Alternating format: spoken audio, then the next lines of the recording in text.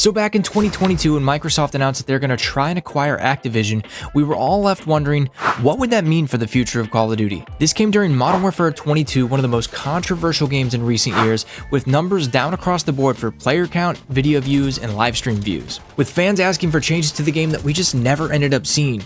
But some of us had hope that Microsoft would make changes to the Call of Duty franchise that Activision just seemingly never cared to do. Well, that's what we're going to be talking about in today's video, because we just got some very interesting news from behind the scenes at Microsoft. For a long time, a lot of us in the Call of Duty community have wondered why Activision has continued to neglect their old games.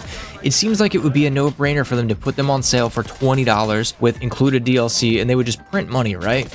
Well, there's a couple of issues Activision was facing. One of them we'll get into a little bit later, but the other one is that the games were just plagued with security problems. From what I understand, it affected every game from the original Modern Warfare all the way to Black Ops 3, the most egregious of these issues being massive exploits where, if I remember correctly, even players on console will get their account hacked just by being online. Hackers were somehow able to reset your progress or give you access to everything in the game, so you were basically at their mercy. But even worse, they could potentially pull your account details and IP address. And these things were just left unaddressed and the old games left to rot in some sort of weird digital wasteland, until Microsoft eventually ended up successfully acquiring Activision and forcing them to do a security update to fix the games and make them playable again as part of their agreement. Now, the other issue with these older games is that even though some of these games are more than 10 years old, they are listed for full price as well as all the DLC at full price. Now, prior to the Microsoft acquisition, our best guess as to the reasoning for this was because they didn't want people going back to play their old games instead of continuing to purchase the new Call of Duty every year. And you might be thinking, well, if people are buying the game, what's the problem? Well, you see, the problem is that those games don't have two very important things in them. Number one, they don't have a matchmaking algorithm to keep you playing as long as possible, but even if they did, it wouldn't matter because the old games didn't have, number two, a full feature storefront for you to purchase microtransactions, and these two things kind of go hand in hand. When it comes to those older games, after you purchase the game, at whatever the price happens to be, who really cares how much you play because they already got your money and there's not much else you can spend money on besides the DLC, which at this point, who's dropping another $50 on DLC they probably won't be able to play unless it's a Treyarch game with zombies maps. But in games after Black Ops 4, we have an aggressive matchmaking system that attempts to hook you into playing the game longer based on the data it collects from all of the players and you specifically to ultimately get you to spend more money in the store. And that's kind of how these two things go hand in hand. However, this might all be changing soon with the news we just recently got.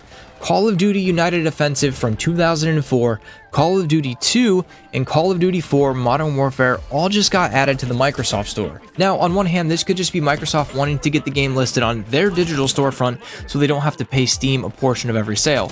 But on the other hand, we have the potential for something much more interesting. With Microsoft cleaning up the security issues of older Call of Duty games, and now these being added to Microsoft's store, there's a chance that these games and many more may actually be coming to Game Pass in the near future. With Black Ops 6 launching on Game Pass, the first time we've ever seen a premium Call of Duty launch into Game Pass on day one, it brought in record number of new Game Pass subscriptions. So Microsoft and Xbox might be sitting there and looking at the numbers thinking, what if we just did more of that? Xbox and PC Game Pass does have a major concern, especially when it comes to multiplayer titles, and that's the possibility that cheaters will be able to abuse this system to continually make new accounts after getting banned, or even use it to avoid getting banned in the first place.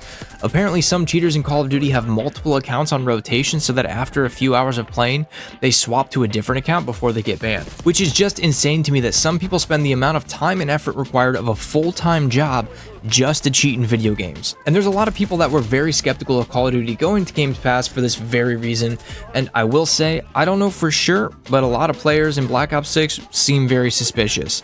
And that's why we all thought that Call of Duty moving to Game Pass was initially going to drive a lot of new players into the game. It was going to ultimately be the downfall and kill Call of Duty because Ricochet anti-cheat just doesn't seem to work very well, or at all. But let me be optimistic for a minute. What if Games Pass is the thing that actually saves Call of Duty, but not in the way you might think?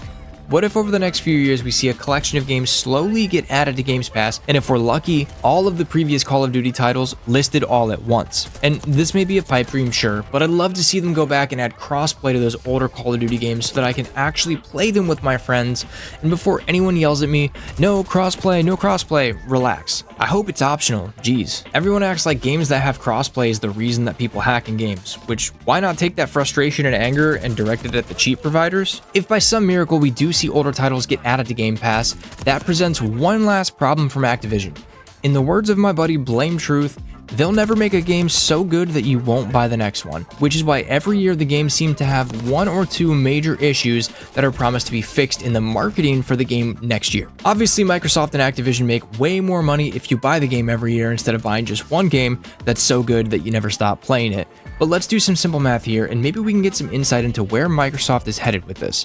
We all know the profit motive is a strong decision-making thing for Microsoft, and I'm actually not really that bothered by profit as much as some of you guys are. I typically favor open, free markets and competition, but buying the game every year only nets them about $70 in maybe some microtransactions if they're lucky. But if they can get you hooked into a Game Pass Ultimate subscription at $20 per month, that turns into $120 per year, almost doubling their revenue. And in some ways, the value proposition for gamers is kind of there. For the price of less than 2 games, you could theoretically get access to all of the games on Games Pass, every old Call of Duty game, and every annual release of Call of Duty. That's a pretty damn compelling offer if I'm being honest. Now, before anyone calls me a shill for Microsoft, I'm just trying to point out that there is a world in which this works for both the business and the players.